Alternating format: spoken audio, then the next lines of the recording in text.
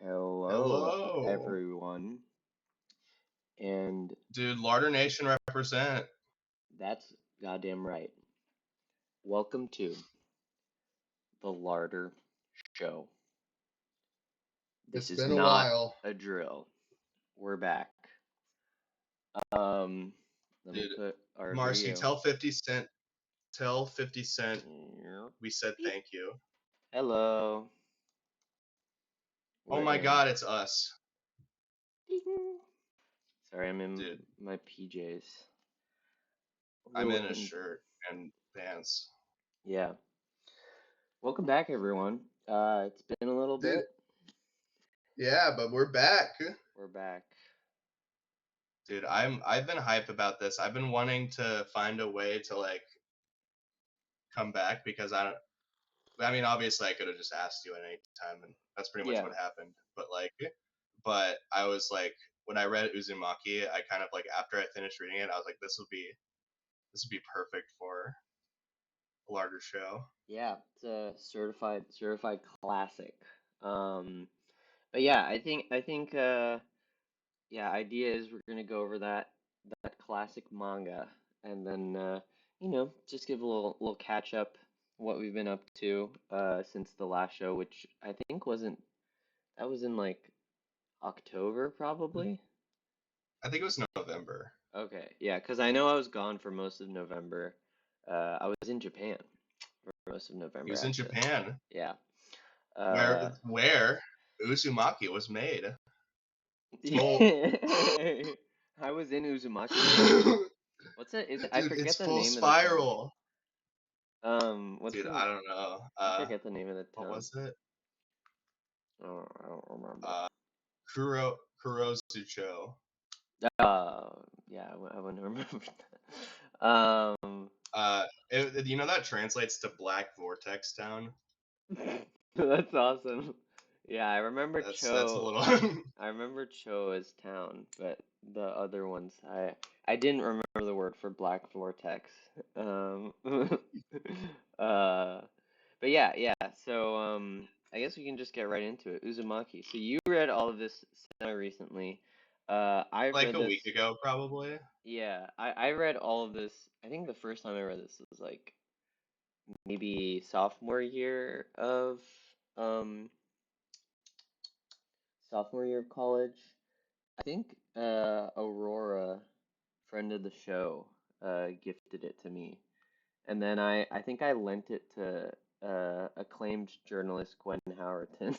And Okay. I don't think I've gotten it back. No shade. I think I just haven't asked for it. But yeah, and then I've like read it a few times since then. Like I remember when the anime adaptation came out, I reread it in anticipation of that. Um, and then I watched like half of the anime adaptation. I was so pissed off that I couldn't finish it. Um, and yeah, and then I kind of like briefly skimmed over, read some of it in anticipation of this, but I feel like I have it mostly down now. I'm a fan of the series, so yeah. Yeah, it's one where I read it all in one night just because I was like, Yeah, it's easy to do, I I think. started at it's short. It's like four Hmm. volumes. You can read in like a few hours. Hmm. Uh, Maybe even shorter if you're a fast reader. Yeah. But I read it because it's probably the most famous Junji Ito Yeah. story. That And or so I was there's the other one is like his shorts, like one shot. I'm blanking on the name, but it's the one where there's like a fissure and there's like holes carved in the the whole. shape. I haven't read that one, but I need to read it. That one like I need you to just could read it read so it's in I think 5 seconds. yeah. It's like less than a chapter of Uzumaki, but yeah, as far as his long form stuff goes, Uzumaki is definitely his most famous, I think. Yeah, and so I read. Oh wait, really? Colin Stetson was gonna. Yeah. Did he do the soundtrack to Uzumaki, the I think anime? so. I don't know if it was original music. but I know there was Colin Stetson music in the anime, and I That's like a remember, perfect choice. yeah, I remember being so excited. Like the trailer was so like hype and like made it seem like it was gonna be great, and then like yeah, the first episode is great. The second episode and the third, because there's only four total.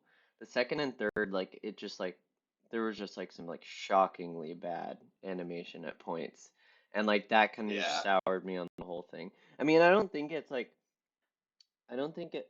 I don't know.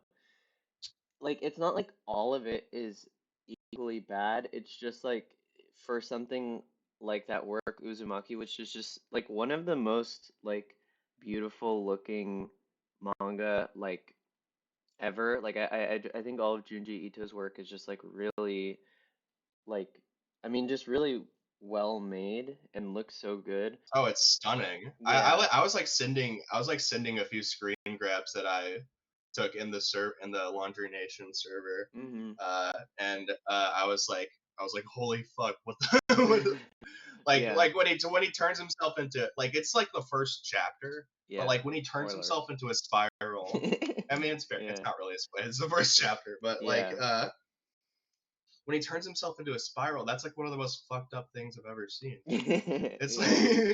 Yeah. it's Yeah. like so this it's like okay, so getting getting into like how I felt about Uzumaki. Yeah. Uzumaki, I finished it in like a day, and I couldn't stop thinking about it for like a few Mm. days after, Yeah. because it just like it's something about it really sticks with you, and it's not like I think okay, here's how I'd put it.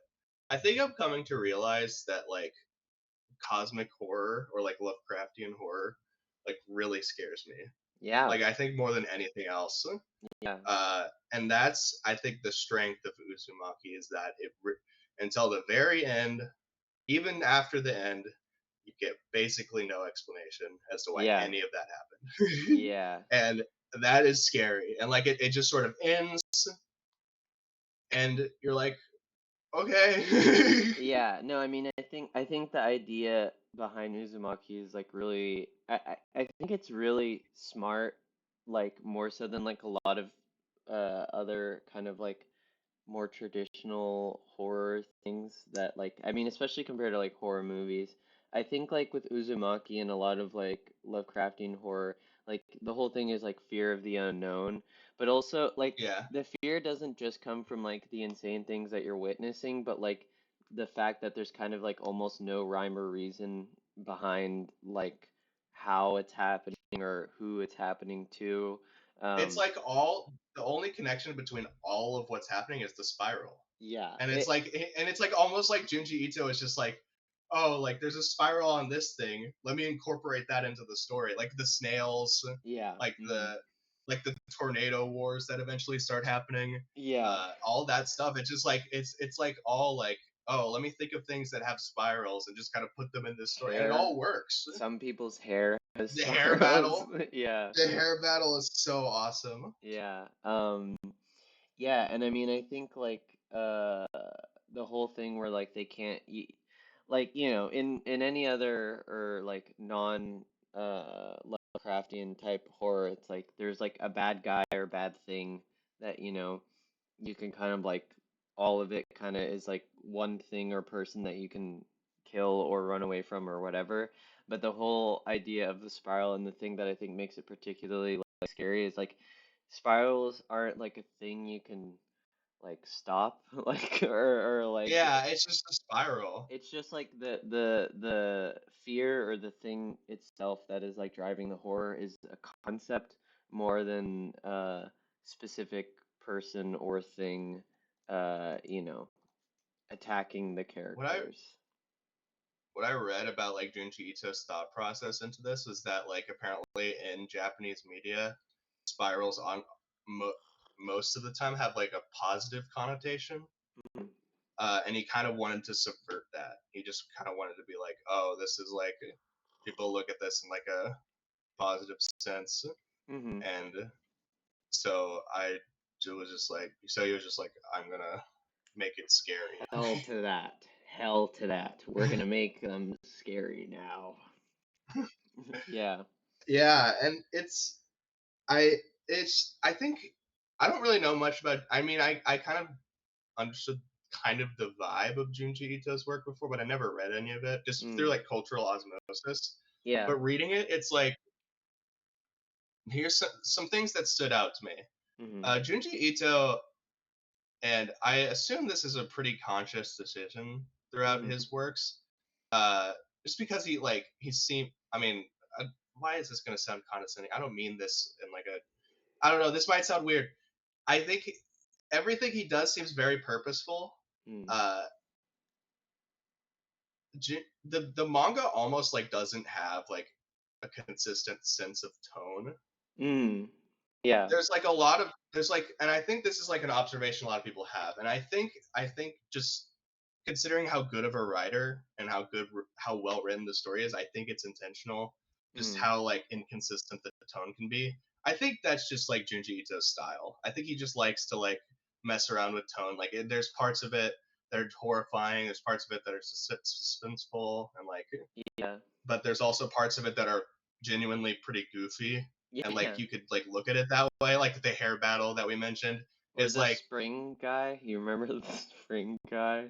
oh, the Jack in the Box. Yeah, yeah. That one scares. That's like some Twilight Zone shit. Yeah, yeah, I could see that. But no, I get what you mean. I think the horror can come from different ways. And the like snail guy, even though that is That is scary. that's scary, there's like a goofiness to it. I don't know, he does. There is a goofiness to it, Yeah, there's like a dark comedy or something. I mean, not like in the traditional sense, but just like there's something like funny and scary about all of it, I feel like. and like I think especially near the end where like when like the uh I guess spoiler alert, like post-apocalyptic Hmm. stuff starts to happen. I think the stuff with like they're starting to form like tornado gangs and having like tornado battles, Yeah, and yeah, like I think yeah, that's it's like fun. It's like funny, but also it's just like yeah, I think it's interesting, just like because like it's not portraying these people as like it's like this is like they just find themselves in this situation like what the fuck else are we gonna do? We can make tornadoes. Let's just use this to attack people and get as much shit as we can. yeah. Yeah, I think for me the thing that I would like characterize Junji Ito's work as, or like the thing that sticks out the most to me is like he's kind of like the master of the page turn. Oh Because I yeah, do feel like a lot of his chapters and arcs, like sometimes for better or for worse, are just kind of like leading up to a point where it's like building tension, and then like next page this guy is a spiral now or whatever, like yeah. I think I think that is like what I remember the most. I think Uzumaki is like a very good kind of like, I mean, in a way it is kind of a collection of short stories, but just like with like a theme. He's kind of more, I think, known as like a short story guy, or that's kind of like Yeah, most of his work. Um, but yeah, I think it's like Uzumaki is like a lot of those like page turn kind of like uh, arcs, and then with the consistent theme and characters, and like they're all pretty good. And there's a lot of points where I was like reading it, and like there would be like a part where like everyone like or like a character is like looking at something horrifying and you don't know what it is, and I'm like scared to turn the page because I'm like, yeah, oh god, what am I gonna yeah, you see? know, you know it's gonna be something crazy. Yeah, and he really Yeah. delivers. I mean, I think one thing too he's known for, like, good at, is like there's a lot of like body horror Oh in yeah. in Uzumaki in particular, um that like, yeah, it's just it's very freaky for lack of a better descriptor. It's just very unsettling in a way that like other um horror movie, because I mean, like, I feel like body horror type stuff, I mean, in movies anyway, there's like The Thing, and there's like some other Japanese movies, Tetsuo the Iron Man. yeah, the Iron, That's a good one. yeah, but yeah, no, I Also mean, Akira. yeah, yeah, that one's like the body, I feel like there's like body horror That's like the elements second more half. so, yeah, than like it's like a body horror movie, but Um, Yeah. yeah, I mean, I feel like most of Junji Ito's work is like real body horror type stuff. Also, fun fact, I believe either when he started or before he started making manga, he was like a dental assistant, which to Oh. me like tracks with how he was able Yeah. to really harness the like body horror type stuff because I feel like dental assistant like dentist type They stuff. see some crazy stuff. Yeah, yeah, I bet. So, yeah. Apparently, like Junji Ito has this like reputation as being like, he makes this like really horrifying stuff, Hmm. but like apparently just like in real life he's just like a family dude who like family dude. He's a Family family dude who Guy. just like yeah, he's a family guy. Yeah. Who really like loves his wife and cats. He has like a whole manga hero where he kind of like uh where it's like about his daily life, but he like depicts the cats as like monsters from like his stories, and I think that's so funny. That's Like awesome. he seems like just like he's just like a but he's like a totally normal like sweet guy, and then like he writes some of the most horrifying shit you'll ever see. Yeah, no, I've seen some interviews of him, and yeah, he's like he's a chill guy. I forget what it was. I think there was like some Crunchyroll interviews. He like referenced something. I don't remember what it was, but yeah, I remember seeing some interviews of him, and he was like a very funny, like wholesome, Japanese guy. I mean, this is a little bit tangential, but he was supposed to, or do you remember PT? Yeah, He worked on that. Did you know dude, it feels like everyone cool worked on that. that? Yeah, I know. Yeah, it was Hideo Kojima, Junji Ito, Guillermo Was del it Guillermo del Toro. Toro? Yeah, Yeah, and like what's his name? The guy who's in Death Stranding did mocap for it. Norman Reedus. Norman Reedus. Yeah. But that's kind of only till the end. But yeah, yeah, just another reason why it's so sad that that game never got made. But Yeah, yeah, man. it's a travesty. But yeah, But what are some standout parts of Uzumaki to you? okay, for me, I feel like everyone kind of comes away remembering different parts more strongly than others. Obviously, the ending is like, The you ending is can't, like yeah. I've heard that there are people that don't like the ending. Well, which I mean, obviously there would be, but like Oh, wait, apparently that's like a sorry. pretty common sentiment. Oh, I didn't hear you for a sec. My headphones wigged out. Say that again. I was gonna say, apparently it's like a pretty common sentiment that the ending of Uzumaki is like not good. What? Really?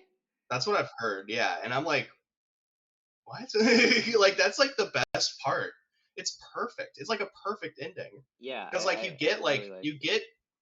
they get into like the staircase and like they see what and like I love how it just like it zooms out of the town Mm. and you get like a few like things that kind of explain that it's like a weird like time loop, Mm. and then that's it. You get like Yeah. one page of kind of almost an explanation, and that's it. Yeah. And Yeah. like it's almost like it is very like ceremonious, and then like the way it ends, the actual like last page is very anticlimactic, and I Mm. think that's so perfect. Yeah. I mean, I think, I mean, at least to me, I think it's just like perfectly in line with the kind of, what do we call it?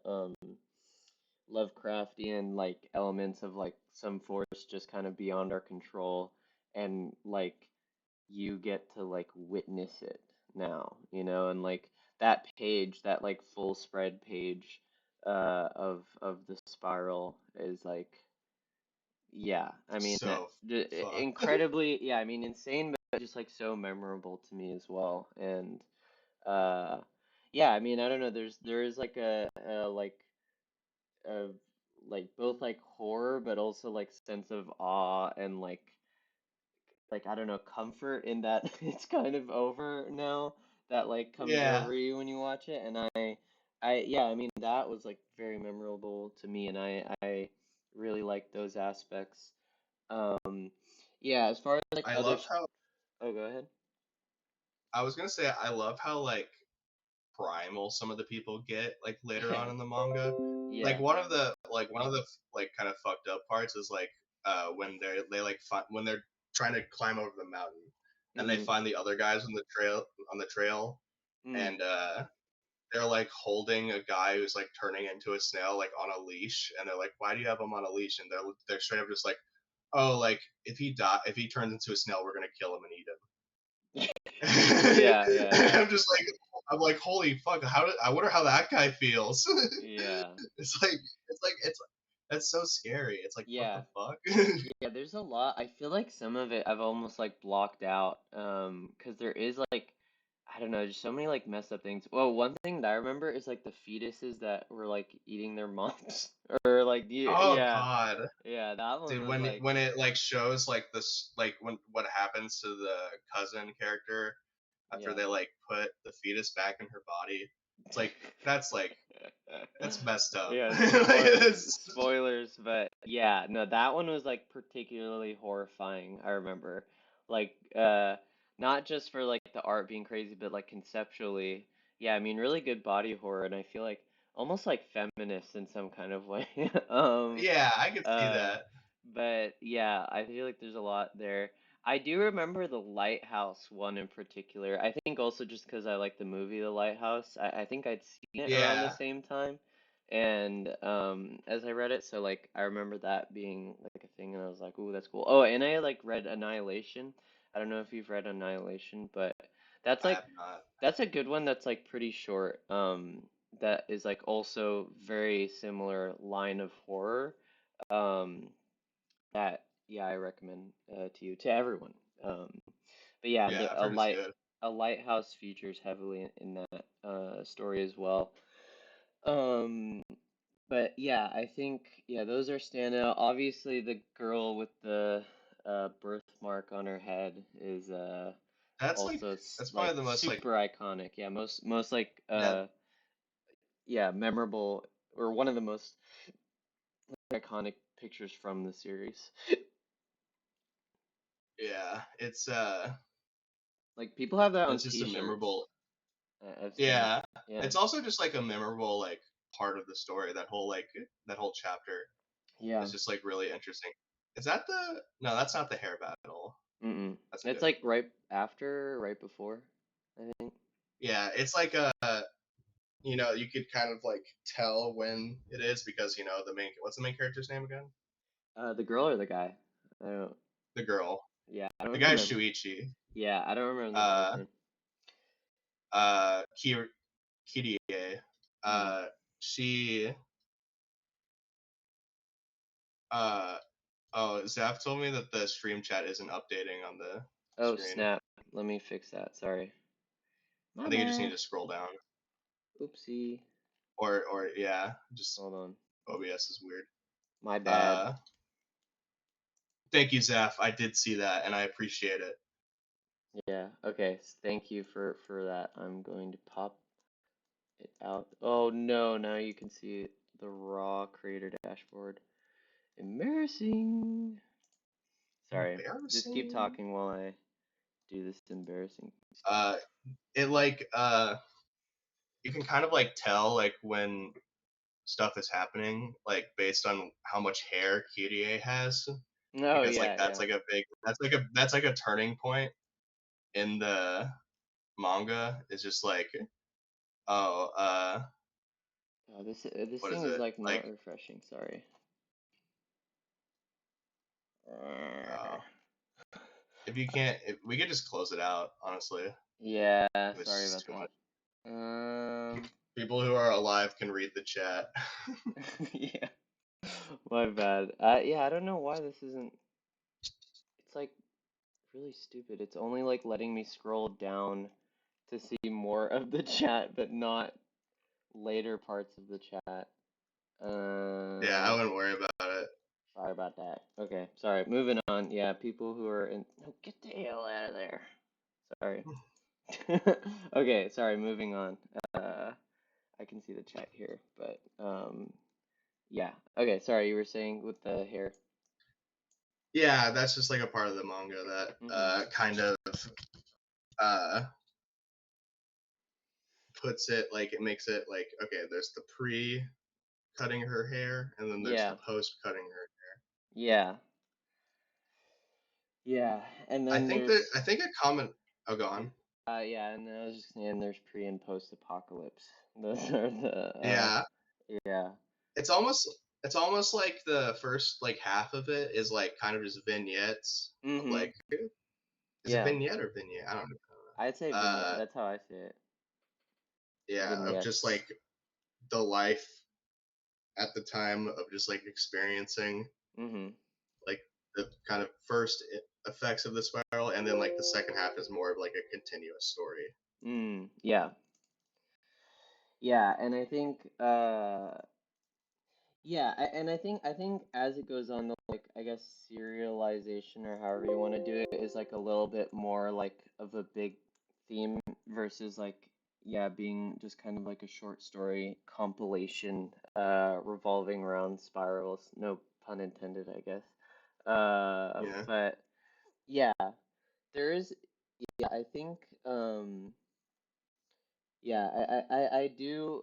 I think this is probably his best work, just in like how well he's able to like continue the theme, as well as like how consistently like scary it is. Because he has another one. I think it's called Gyo. I don't know if you've read that or heard of it. Yo, I've heard is good. Yeah, I read it and I liked it a lot, but I mean, I don't. I think still the yeah, Uzumaki, I think is still goated to me. Um, Yeah, it's fantastic. It's like I yeah, if you haven't read Junji Ito's work, yeah, uh, I mean I'm not an expert by any means, but this seems like it would be a good place to start for most people. yeah, It's really fantastic. I think like it's genuinely scary and like yeah. and it's just really good. Just goated as flip is what I would It is say. straight up go to this flip. Goated. And if you can read it physical, I'd recommend it just because I like being able to do the page turns. That's one of my favorite things about it. But I That mean, is unfortunately I didn't read it physically because I just mhm. kind of read I it mean, it but ain't like cheap, so I I don't still blame you. But yeah. I still kind of got that effect of like oh like you know because Hmm. like you can tell when something fucked up's gonna happen. It's gonna show it on the next page Yeah. Oh, still, and like you sorry. kind of get that. I'm just catching up on the chat now. This is just there's a lot of stuff that I missed. One thing I saw Zaf said, I don't know what PT is. I don't know if that was serious or not, but I think that that was a joke. yeah. Yeah, that's for those who don't know, I guess also it is just it was a playable teaser for a video game, and that's yeah, I feel like we I feel like that was almost like a uh non-verbal communication between us because we just like everyone's on the same page about that. But yeah, Yeah, it was a really good Hideo Kojima made it. It was a classic little demo for a game that every YouTuber played when it came out. I remember. Uh, yeah, and then Konami sucks. grrr. But yeah, Uzumaki is goated. I think everyone should read it. It's pretty accessible online for free, and then if you're able to buy it. See, that's a difficult thing about manga, because I feel like either it costs a ton of money to buy like volumes, or you pay like, or it's like for free, and I feel kind of bad. Just like I mean, it's not pirating it, but the websites like host it for free, and that's like the most accessible way to read most manga. Um, but I'll say I have an alternative that I've been using lately. I feel like I'm like advertising something, but I mean, if we, once we get to the talking about other things side of this show, I will say yeah, I've been reading a lot of manga through Viz and like Shonen Jump. I've been reading a lot, and it's like a monthly subscription thing. Um, Oh. yeah, maybe I should get that. yeah. I oh yeah, Marcy, I think the like Barnes and Noble has like a lot of Junji Ito like physical volumes, and most of them are like hardcover too. So I've seen a lot of it at Junji Ito. mhm, yeah, for yeah, Barnes and Noble in particular. I don't know if there's really any other place that sells manga that I can think of that I know of anyway. But yeah, that's where I've gotten it. That's honestly where I get most of my physical manga is Barnes and Noble.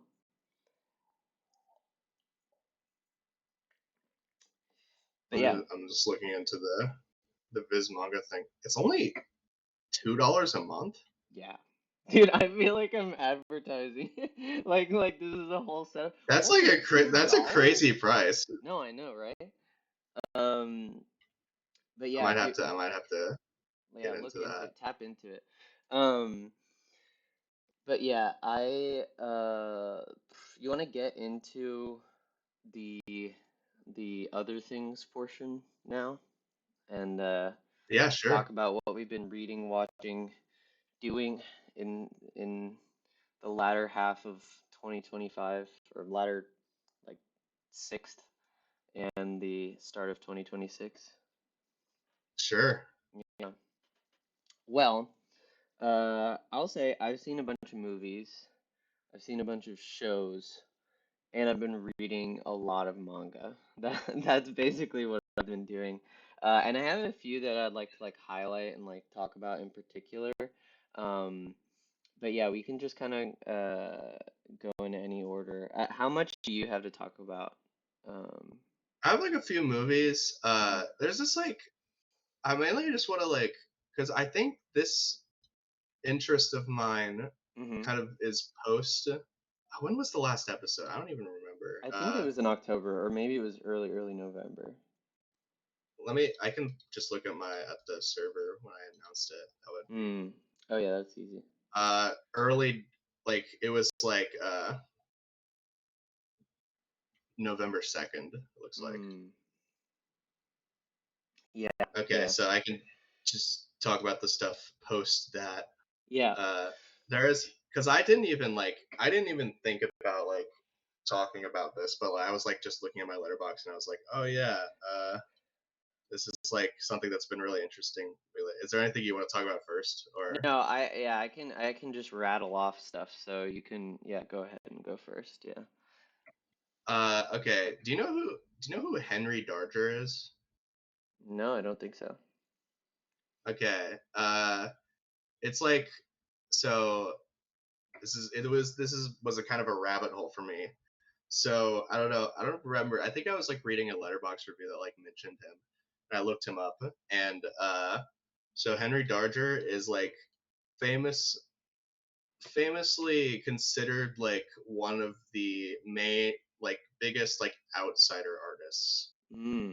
And I Okay. don't really like that. I don't like that term that much Yeah. because I feel like it's kind of condescending. You know, like it kind Hmm. of like implies that Idiot. you You're an know like idiot. less talent. Yeah. Yeah, but I looked into this guy and like he has like the most fascinating story I've ever read about an artist. He like so what happened basically was like he was like by all intents and purposes yeah, he was a janitor for like most of it. Yeah, that's I was gonna say like if you could apply the term outsider artist to anyone, it would be this dude. Hmm.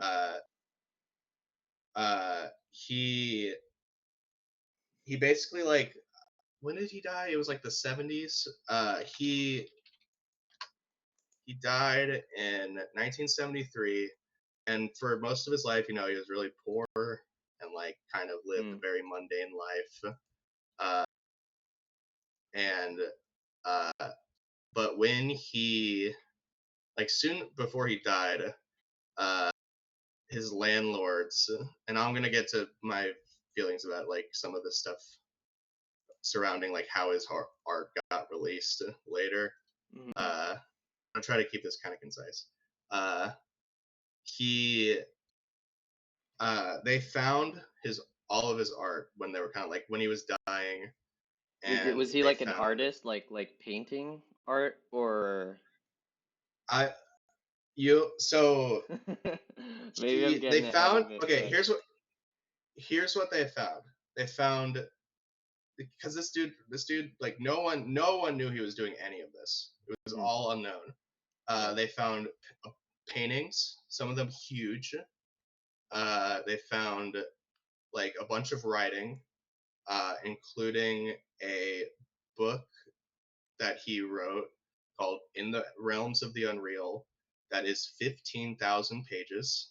Oh my God. Uh, they found like collage art. Some of the art that he found was huge, like up to 12 feet, like in like length.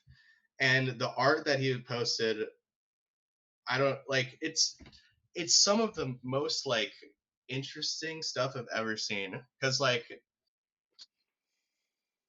it's oh man, it's like so the basic gist of most of the art he made was this dude was like really Christian and kind of like had like he was like abused as a child and kind of that kind of like he was sent to like a mental facility or whatever like for like a boarding school I think and then like had to like basically like he was basically like enslaved for like a little bit Oh my God. like as a child like for through like the boarding school he was at and that like very much affected how he how he approaches art because what the story the 15,000 page story is about a war between two neighboring countries one of them like the good like Christian nation and the other like the evil like Satan nation but like but Okay. like but like but like the whole thing is that like it's like a child rebellion and Hmm. it's like all and like the evil nation was like uh enslaving children Oh. and like forcing them to work and like the other side uh is like the children that are like fighting back Hmm. and like there's so much more I could like get into about like Yeah. his life but very specifics there's a good documentary I watched about him Okay. uh but I basically what I'm saying is that if you haven't looked into Henry Darger I would some of it I will say is very off-putting Hmm. and like just uh I I don't want to get into too much why it would be off-putting to some Okay. people. Okay. Uh, there, uh, but some of it could be like genuinely get kind of disturbing. Hmm. But I think it all serves like a really interesting purpose, and it's like really interesting just to see like this dude who no one knew his entire life that he was making this art just making like some genuinely like really interesting and like beautiful artwork and like and apparently I don't I think the story has never actually been released. I think it's just been archived and we Hmm. kind of know the basic plot of the story. Some people have gone to read some of it and apparently by most accounts the actual writing is pretty bad. uh, Why hasn't it been posted? I'm kind of curious. I don't know honestly. Hmm. uh, but I just think like I highly recommend looking into this dude.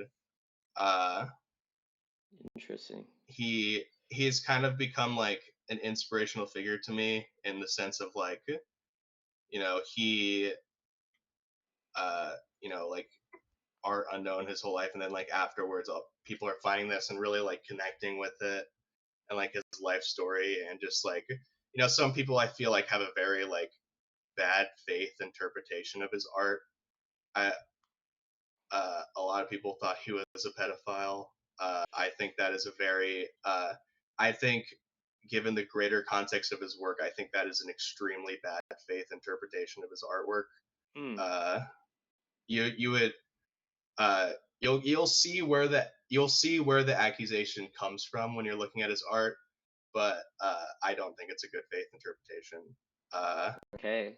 but yeah, I think I and there's only like 3 pictures of this dude ever. Hmm. That's another crazy thing. It's like the Wikipedia page on of him has like one of the pictures, and that's like one of the only pictures anyone ever has of him. Wow. It's Well, just it's so fascinating. And also I was gonna get into this a little bit, but I feel like there is like a little bit of unfortunate exploitation from the landlord's part hmm. regarding the release of the art, because I think because he was on his deathbed when a lot of it was discovered, Oh, okay. and and I don't know if he gave proper consent for all this stuff to be actually released, Hmm. which is unfortunate. Uh, Yeah, I was gonna so it's say, kind of like does he have like a family or like children or something who like have the rights to his stuff, or like who's kind of the no one, the the landlord? landlords. I think for they had for the longest time. I think they might still have the rights to it, but I'm not entirely sure. Yeah, that seems a Uh, little iffy, but hmm. yeah, it is. It's pretty iffy, but his stuff is out there, and I think it's really cool. One more thing I want to mention. Yeah. Uh, this this also goes. This is so cool. Like when you know more about his story, but his gravestone reads Henry Darger, artist, protector of children. I think like if you once you like figure out more about his like what his arts is, I think that's so cool. Like that's the good faith interpretation of his story. I could tell you more about it like Yeah. another time, It, but like it's interesting because to me that just like the first thing I think of is like QAnon type stuff. Like, not saying that he is that or like, you know, related to those kinds of things, but I do feel like tropes of like children being exploited or like whatever is like a thing that like I don't know, people are inclined to think about or be afraid of that happening or thinking that there are evil people doing it. I mean, with what's going on right now with like Mr. President and his former associate, Jeffrey. yeah, It's not so far-fetched, I guess. But yeah, that is interesting. And I mean, I guess especially someone who's like a victim of that. I think I've heard the statistic and I need to say it correctly. Something to the effect of like most people who exploit children were like exploited themselves at some point as a child. And like I'm not saying that he is that, but like I think I don't know, I think that's something that like will stay with someone for a while and is something that I guess I don't know, getting it through or like being able to express it through art and in like a weird way where everyone is seeing it after he died is like a interesting story, and I'm kind of curious to see more about it. Yeah, yeah. so And my interest is the peaked, but yeah. yeah, the accusations come from like Mm-hmm. the fact that he just depicts a lot of naked children, Huh. not in like a not in like even like a sexualized way. He just does in I like his mean, stories. Norway has like a whole what do you call it?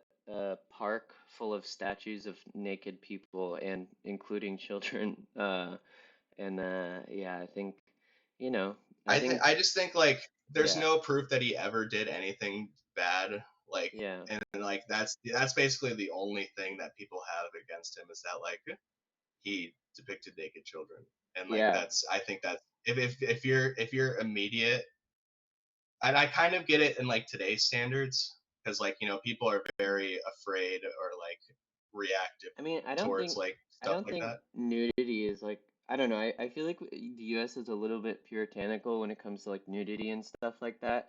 Like, I don't know. I feel like in a lot of other European countries, nudity is not like implicitly like a sexual thing all the time. And like in the US, I think because there's so much like, that puritanical background, uh, like the assumption that nudity equals like sexuality or whatever, I think is like just I not agree. true. And also like I mean, like ahistorical, like I don't know, doing art of the human body is like something that's been, yeah, it's like I feel like it's like a cornerstone of like most art, like the nude portrait or whatever. But yeah, I Yeah. I want to look into this more. It sounds I yeah, if was trying to be nothing careful else, with talking about it. I was yeah. trying to be careful because I didn't. I made mostly because I don't want to break like TOS just by Oh, yeah. mentioning this. Yeah. But like, I feel like I mentioned everything that needs to be mentioned about that side of his art, and I don't think that would break TOS. So I think we're good. Okay. Good to know. Yeah. Um, Sorry. I know that was like a tangent, but that was like such a no. fascinating thing, like learning about him. Yeah, I've never heard of this person, but yeah, interesting. Yeah, honestly, I don't think I've had like one real like rabbit hole like you did in this time. I think I've just been kind of like sampling a bunch of different things. I think that's like kind of how I go when it comes to like media consumption and just like a lot of stuff. So, I was in Japan for a month. I watched some series. I finished Stranger Things, talking about child exploitation. Oh, I mean, they're not even children anymore, but my God, the last season of Stranger I Things heard is it gets. so bad. It's so bad. I heard it was bad. Yeah. I've heard mixed things about it, but mostly bad. Yeah, I mean, I was like, I had to do, what do you call it? Like these like shifts at a detector, where basically I was just like monitoring a particle detector for like 8 hours. And it was like from 11 p.m. to 7 a.m. Japan time, so it was kind of crazy. But a lot of the time I didn't have anything to do, so at some points I'd like watch shows or whatever. And like when I had literally nothing else to do and I was watching Stranger Things, I was like, yeah, this isn't bad. But like as soon as I started, I rewatched it with like Abby and like I watched the rest of the series. And I'm like, wow, this is so bad. Like it's just, I think all the tropes and all the like the writing and the characters are just like totally fall flat. Bad, bad. That's my assessment. Other things. I will say I did like the first season. Like I haven't seen it in a while, but I do feel like I still have like strong like good memories of it. But yeah. Besides that, I read a lot of manga. I got that like subscription to Shonen Jump, which is like yeah, like $2 a month. I think what I'm gonna do is I'm gonna like just keep. I'm gonna like cancel it. This is like my new strategy with like subscriptions. I'm gonna subscribe and then immediately cancel, which is like because you still have it through the period that you've paid for, which is usually like a month or whatever. And then like if I want to keep doing it, then I'll just subscribe again. Like Yeah. I feel like there's like literally no downside to doing that. Like, because the worst case I feel like is if you just forget about it and then it just keeps charging you. But yeah, I think yeah, I've read a lot of series through that. I read like speaking of Uzumaki, I read like 100 chapters of Naruto. Um Oh yeah. yeah, I thought it was pretty good. Not great though. I'll be honest. I understand why people like it, but I do even for a manga, I feel like it is so slow, which is like, I tried reading or I tried watching it at one point and I felt like it was taking too long. And then reading it too, it just felt like I don't know, it just felt like it was wasting my time at points.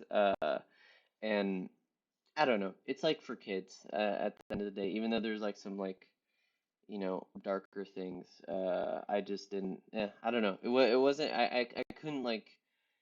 I never loved it, but I still think it was good. Like it was solid. The whole time Yeah. I was checking it out. Um, I also read Kagurabachi. I don't know if you're familiar with that, but it's a series that's been popping off lately. Um, I think it's I've heard of this. yeah, it's like a samurai sword guy. Oh, I know that. Yeah, I know that there's like a Tanaka. meme image from it, isn't there? Yeah, he just has uh the face that is like posted everywhere. Yeah, yeah, no Yeah. hate to Naruto. I definitely think there's like cool aura moments in Naruto. And like I think if I had read it when I was younger, I would have connected with it more. But like I think the thing that was like the problem for me is like I feel like a lot of this stuff I've seen explored in more interesting ways uh since then. And like Naruto's just I guess maybe kind of the template for a lot of like manga that I have read since then. But yeah, Kagurabachi's good. I don't know if you've read or care about like Jujutsu Kaisen. That's like maybe like one of the most popular manga or anime right now. There's like a new season coming out. Um, Yeah. I think yeah, Kagurabachi to me is like Jujutsu Kaisen if it was like slightly better written. That Okay. is my opinion of that. Um, so yeah, I've been enjoying that. I think there's some other things that I read. I tried reading Bleach a few times, but I couldn't really get into it, but I did think what I read was good. What else? Oh, okay, shows I watched. Have you heard of The Pit? Yeah, I've heard of it. Okay, I watched the entire first season of The Pit. And it's pretty good. I think it's a good series. It's about like an emergency hospital thing. Um, yeah, it's cool. There's a lot. This might sound weird, but there is like body horror in there in a sense. Like there's a lot of like people ripping open bodies to try and save their lives and all that kind of thing, which is a little bit Yeah. like horrifying at points. But like I don't know, it is. I think like the reason I like um the pit. Were you? I mean, did you ever observe me in my Star Trek era? That was like when Yeah, we were yeah. in Park West. Like it I has think the I watched like same. a few episodes with you. Yeah, yeah, yeah. I feel like it has the same appeal to me as Star Trek: The Next Generation, which is like um I think I called it like it's like the opposite of a horror movie where like or like a stupid horror movie where like in like a dumb horror movie everyone just does like the stupidest thing that you like shouldn't do. Like they're like, "Oh, let's split up and Hmm. go in the scary kill you place or whatever." Um, and like I feel like TNG and like the pit, the whole thing is like everyone is locked in and doing like exactly what they should be doing all the time. And that is like satisfying for me. I think Yeah. like seeing like people working together efficiently and doing uh medicine, I think is like cool and fun. Um yeah, so The Pit is good. And then two movies I've recently seen. So I actually saw One Battle After Another last night. So that's super fresh. Super What great. did you Love think of it. it? Love it. I mean, Nice. it's Paul Thomas Anderson. There's a very small chance that I wouldn't like it, I feel like already. And then like the subject matter. And I did read like 70% of the book that it's based on, which it's very different, but I can see the similarities and I see kind of like interesting because the book that it's based on is called Vineland, and like I feel like they took that book and made it like slightly less racist and Okay. more more conducive to like a movie, and I I it's just kind of that's better. like the only like pushback I saw for one battle after another is like Hmm. I saw like a few people call it kind of racist. Really? In what sense? I mean, I I don't know. could see I haven't seen the movie, but that seemed like a kind of narrative I saw a couple people I could run see with. it. I could see it. I mean, I can like see maybe what the complaint is, and I don't think I would necessarily disagree, but I don't think the movie as a whole is like evilly racist, but I don't know, there's like I guess some characters that are kind of falling into some tropes. But I mean, ultimately it's like I think it's a very like uplifting and like positive movie about you know, revolutionary type people. And So yeah, it's like on from a left perspective, isn't it? yeah, definitely. And yeah, it was very entertaining and very like positive and also really really funny at points. And the other movie that I saw last weekend, I think it was, is Begonia, which I feel like Begonia and One Battle After Another are like two sides of the same coin. Um, I mean, maybe this is kind of spoilers, but like, whereas I think One Battle After Another is like very uplifting in its message and kind of like exciting, Begonia definitely um is like nihilistic, I would say, and like Yeah. depressing. I do still think it was like very entertaining and like kind of a very good like commentary on what it's like being in the United States right now. Like that's kind of like one of the big things I was thinking about. And there's also just like a lot of really good like twists and turns. You know, it's Yorgos Lanthimos who made Yeah, that that's one. why I've been wanting to watch it. It's so I good. like his movies. So good. And Emma Stone is in it. Uh, the She's goat. the goat. Yeah, as usual. Um, and she's amazing in that. And yeah, it's a great movie. Both of those movies are great, despite being like uh kind of opposite messages in a way. I mean, I wouldn't say it's totally opposite, but just like one of them is definitely more depressing coming out of it Yeah. than the other. But both of them really good. I'm very curious to see which one because I think they're both nominated for Best Picture for the Oscars. I think they are, yeah. Yeah, I would love to do. I don't know when the Oscars are, but I would love to do another show with Nick where we go through and like predict stuff like we did. I don't know if it was last year or the year before. But I think that would be fun to do. Because there's a lot of good nominations. Oh, and one other movie I've seen, which is also an Oscar nominee, Sentimental Value. Is that good? Dude, I think my favorite out of all of those. Really? It's Joachim Trier, the guy who did Worst Person in the World. You saw that, right? Yeah. Yeah. I haven't seen it, but I know You gotta watch I that. know But I watch know I do. Sentimental Value because Sentimental Value, I mean, it just came out and it's nominated for a bunch of stuff. I came out of the movie. I actually watched that on my birthday with my family at like the River Oaks Theater. It's like a little fancy theater.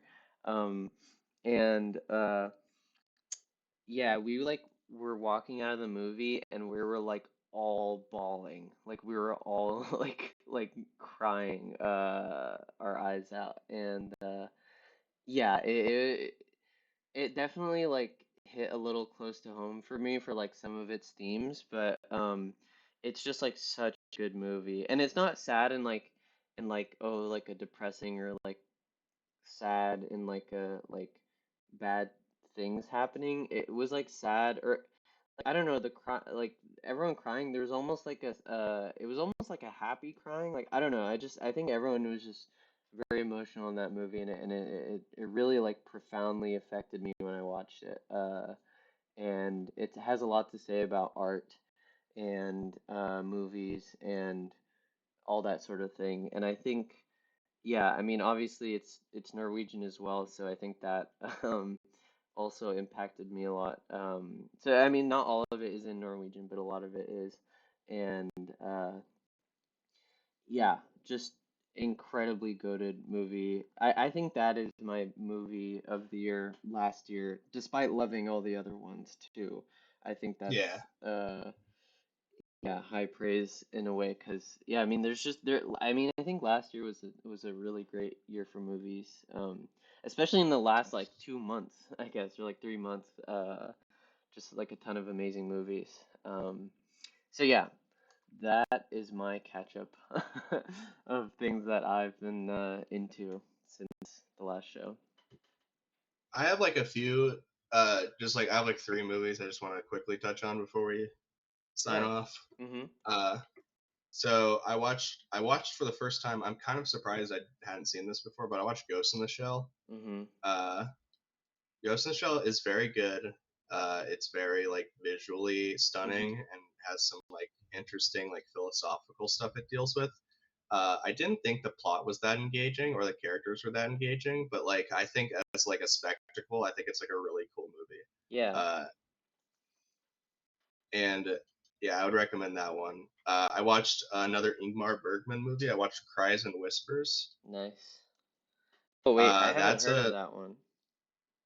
It's like one of his. It's actually in color. There's a lot of red. Uh, Okay. it's a very like I don't know how to describe it. It's very like visceral and like Hmm. off-putting and also like kind of disturbing at points.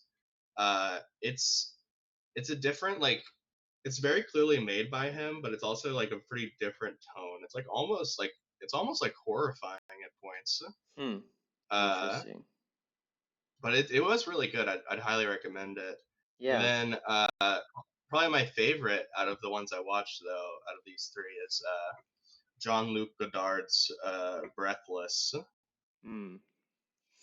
which is like one of the first like French New Wave movies from like the '60s. Okay. That movie, Jean-Luc Godard, I think like I'm adding recently has these. gotten more Sorry, that's why I'm looking uh, down. has gotten has gotten more backlash recently Hmm. because I think his movies are. I think there's like a narrative that his movies are like kind of misogynistic. Hmm. Uh, but from what I got from Breathless, I think the idea of Breathless is that like the main character is supposed to be kind of a loser douchebag. Uh, and I think Okay. that's like the point. The point. I think like you can. I think I don't know. It's like one of those things where it's like depiction does not equal endorsement. So it's Hmm. like. But I haven't seen his other movies. I don't really have like a wider context. But this movie, the Breathless, is such a fun movie. Yeah. It's like it's really playful.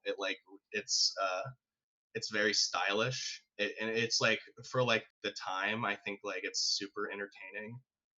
And there's like straight up, and like the way it is entertaining is so interesting because like a lot of it is just like dialogue, and like but it's like so hypnotic. There's like straight up like half the movie takes place in this one scene.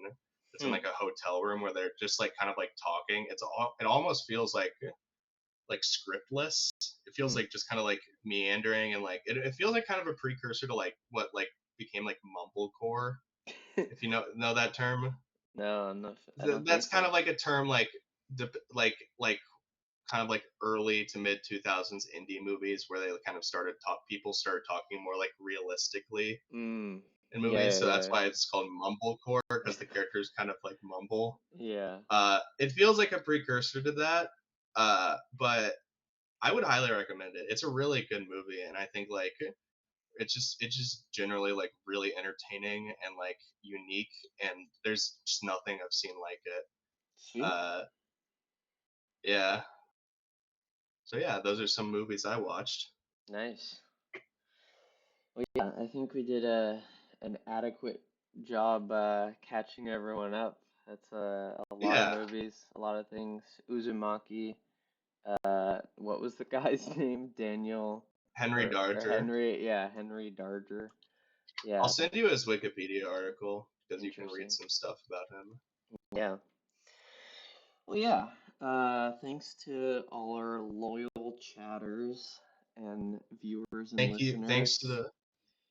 the heckin' Larter Nation. Shout out to Zaf and Marcy and everyone else who can hear this and see this, and every Hell yeah. good and amazing person in the world, and anti Not shout Donald Trump. out to Donald Trump. Yeah. I don't like you, Donald. Thumbs down to Fuck one. ice. Oh, dude, you can't say that. You Is can't say that that. You can't say is the that banned F on word. Twitch? You can't say the F word. Oh yeah. No. Fuck you, ice. Yeah, same. That's another thing that happened since our last show. Oh yeah. Tons of evil in this world, unfortunately. But also lots of good because there was a lot of protesting that was True. going on yesterday, and that gives me hope because they were protesting in like extremely cold weather Yeah, and like bad conditions, and I think that's a sign that people are very angry. yeah, definitely. Yeah, so shout out to that. Shout out to the people who are stopping or trying to stop evil people in this world. And shout out to all the good movies. that we got to Shout see. out to the good movies, the good people, Yeah, and the good life. heck yeah. All right, well, thanks for joining us this episode. I think we've gone a little bit over time. I didn't think we would thought we'd be under time if anything, but yeah, we had a lot to say. Thanks for Yeah. tuning in. Hope y'all have an excellent weekend, and we'll be back hopefully not too long from now. All right. I'll see y'all later. Bye bye. Bye. Bye bye.